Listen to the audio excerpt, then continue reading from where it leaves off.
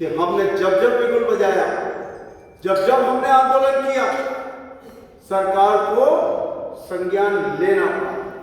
आप में से कितने लोगों को याद है 1993 में जब हम वेज रिपो बॉडी की डिमांड कर रहे थे, उस समय कि आप पे कमीशन ले लीजिए, 100 रुपए इंटरिम रिलीफ ले लीजिए। बहुत सारे लोगों को गलत लगा, लेकिन पुरोहित जी ने इस बात को स्वीकार किया। का जो पे कमीशन आया, वो पे कमीशन पहली बार परिवर्तन की उसमें झलक देखने का काम। उस पे कमीशन में कर्मचारियों को 40% फिटमेंट का लाभ मिला। पुरानी पे में 40% जोड़कर उनकी तनख्वाह निर्धारित थी। और आप ये अच्छी तरीके से जानते हैं कि जो अगला वेतन आयोग आता है, वो पुरानी तनख्वाहें आपकी क्या है, उसके आधार पर अगला वेतन आयोग तय होता है। अगर 5वां वेतन आयोग उस समय 40% की जगह जो सरकार ने कहा था कि 20% फिटमेंट करेंगे, हम लोग स्वीकार कर लेते, एआरएफ आंदोलन नहीं करता, हड़ताल का नोटिस नहीं देता, 40% फिटमेंट नहीं कराता, तो जिस स्वरूप में आप में से कई लोग 6वां वेतन आयोग लेके रिटायर हुए हैं, कई लोग 7वां वेतन आयोग लेके रिटायर हुए हैं, और जिस तरीके से पेंशन बढ़ी हो, उस तरीके से पेंशन बढ़ने का काम नहीं। एक और काम उस 5वें वेतन आयोग में हुआ कि पेंशनर्स को शायद पहली बार पुरानी जो उनकी तनख्वाह थी उसको में लाकर पेंशन डिसाइड करने का काम जो नहीं होता। एक दौर आया और उस समय पेंशन इस तरीके से डिसाइड।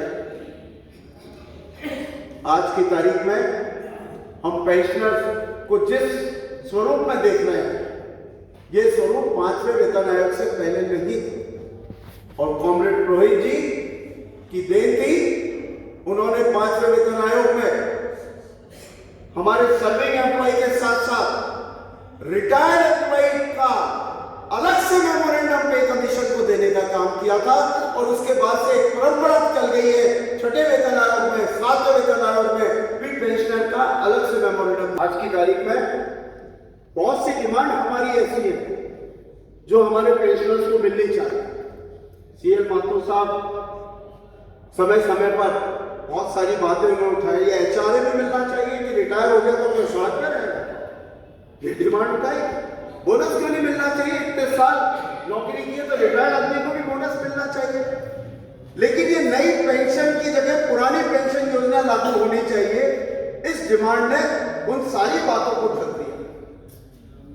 आज लड़ाई जो नए बच्चे आ गए उनको पुरानी पेंशन दिलाने की हो गई, और इसी कारण पेंशनर्स की जो दूसरी डिमांड फोकस नहीं होगा।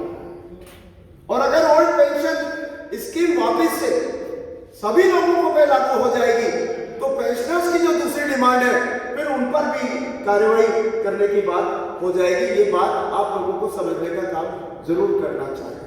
आज की तारीख में यही नहीं, एक पत्रकार हमारे टाइम्स ऑफ इंडिया के बहुत प्रमुख पत्रकार हैं, उन्होंने एक अर्थशास्त्री से बात की थी बंबई में।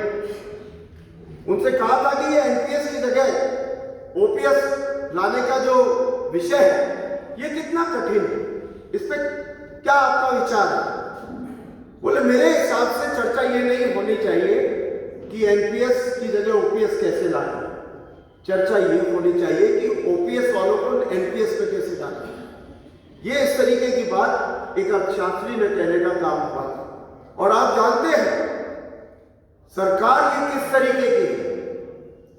हमने बहुत उम्मीदों के साथ 2014 में जब हमने देखा कि पिछली यूपीए सरकार कुछ नहीं कर रही है, यहाँ पे बैठे हुए 60-70% लोगों ने निश्चित रूप से इस सरकार को लाने का काम किया। इससे ज्यादा भी हो सकता है, आपने, हमने, सबने वोट दिए थे, इस सरकार को लाने का काम किया था।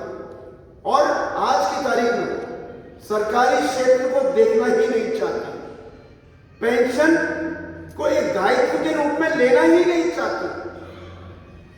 एक आंदोलन जो हमने खड़ा किया और वो आंदोलन जो खड़ा किया, उस आंदोलन को किस तरीके से दबाया जाए, किस तरीके से लोगों को बरगलाया जाए, सोशल मीडिया के माध्यम से वो तमाम चीजें चालू हो गई।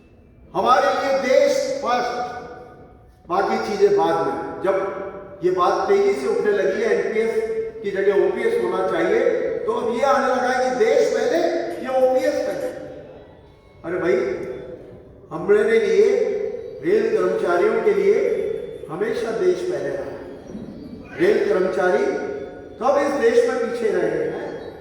1965 के भारत पाकिस्तान युद्ध में जब फौज को रसद सामग्री पहुंचानी थी, गोला बारूद पहुंचाना था, हमारे जोधपुर के साथी गडरा रोड से जब ट्रेन लोड करके निकल रहे थे, वहां पर पाकिस्तान ने गोलीबारी की थी। हमारे 17 रेल कर्मचारी देश के लिए शहीद हुए।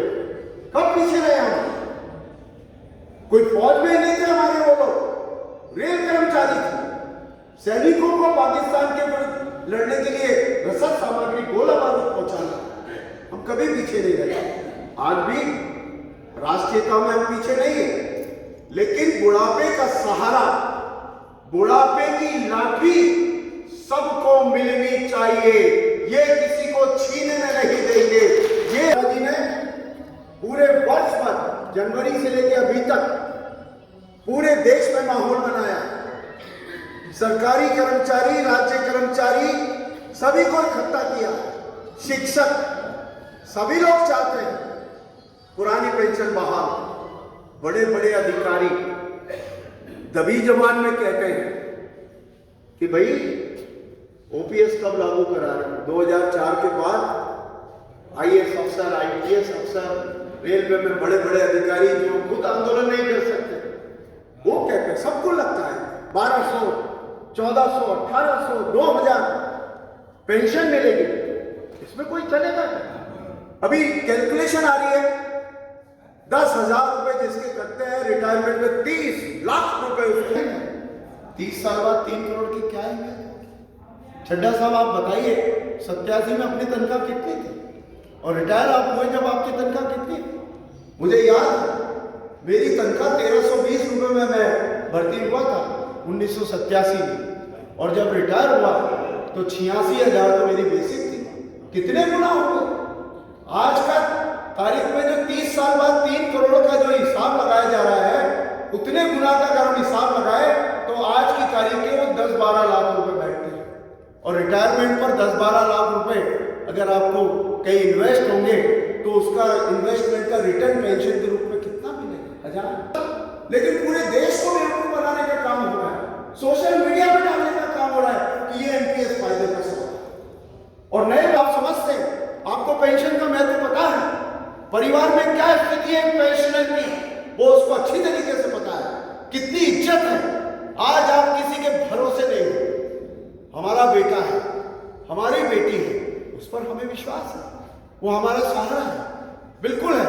लेकिन कल को भगवान ना करे कोई नकारा हो जाए तो आपके पास आपके खुद का, अपनी पत्नी का, अपने परिवार के दूसरे लोगों का जीने का सहारा है। एनपीएस में वो सहारा नहीं है, वो सहारा किसी के दूसरे के भरोसे रहना पड़ेगा।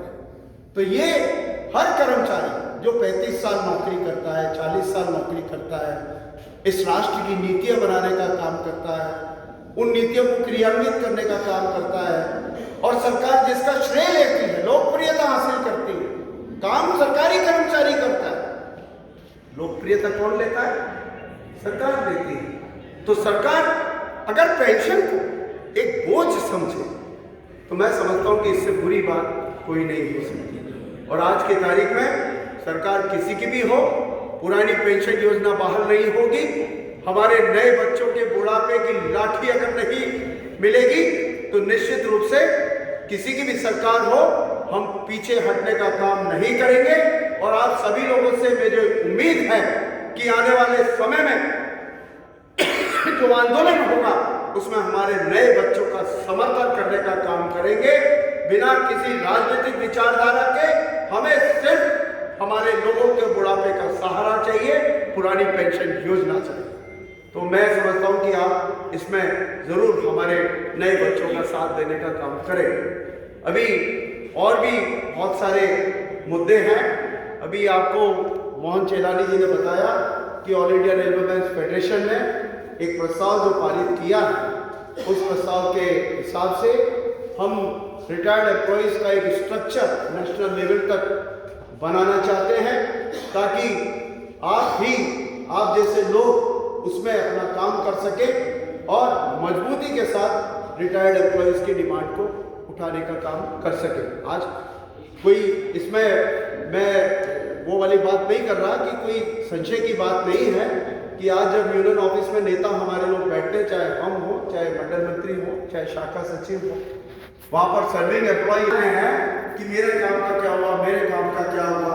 रिटायर्ड एम्प्लॉइज का उतना फोकस नहीं हो पाता। ये तो खुशी का विषय है कि अजमेर में RREW है, 1 मई 1994 को बनी और एक तरीके से बिल्कुल एक यूनियन ऑफिस जिस तरीके से फंक्शन होता है, ब्रांच डिवीजन जो भी फंक्शन होता है RREW का फंक्शन उसी तरीके से होता है। तो यहाँ पर रिटायर्ड एम्प्लॉइज की आवाज है, मौजूद है, उनके मुद्दे उठाए जाते हैं। बहुत सारी तकलीफें हैं, कईयों के PPO में गड़बड़ आती है, कईयों को मेडिकल की तकलीफें आती है, दवाइयाँ समय से नहीं मिलती हैं। इन सब चीजों के लिए RREW है। तो हर जगह, हर ब्रांच में, हर डिवीजन में नेशनल लेवल पर इस तरीके से आवाज उठाने वाली एक शक्ति बनने का काम हो, ये निर्णय ऑल इंडिया रेलवेमैन फेडरेशन ने लिया है। रिटायर्ड एम्प्लॉइज का भी एक फेडरेशन, रिटायर्ड एम्प्लॉइज की एक आवाज देश में जोर से उभरेगी और जो भी समस्याएं हैं उनका बहुत तेजी से निवारण होने का काम होगा। इस मौके पर हमारा यहाँ पर RREW के साथियों ने जो स्वागत किया उसके लिए बहुत बहुत साधुवाद। वैसे तो मैं स्वयं RREW का मेंबर हूँ, क्योंकि पिछले साल रिटायर होने के बाद मैंने यहाँ की सदस्यता ग्रहण की है और इस साल का सब्सक्रिप्शन जेब में रख के लाया हूँ, अभी जमा कराने वाला हूँ। यहाँ पर जो भी साथी है उनको जमा करा के रसीद दूंगा। आप सभी लोगों को बहुत बहुत शुभकामनाएं, बहुत बहुत साधुवाद। आप स्वस्थ रहें, हंसते रहें, खुश रहें और इसी तरीके से खुशी के साथ हम लोग मिलते रहें। इन्हीं शुभकामनाओं के साथ मैं अपनी बात समाप्त करता हूँ। Thank you very much.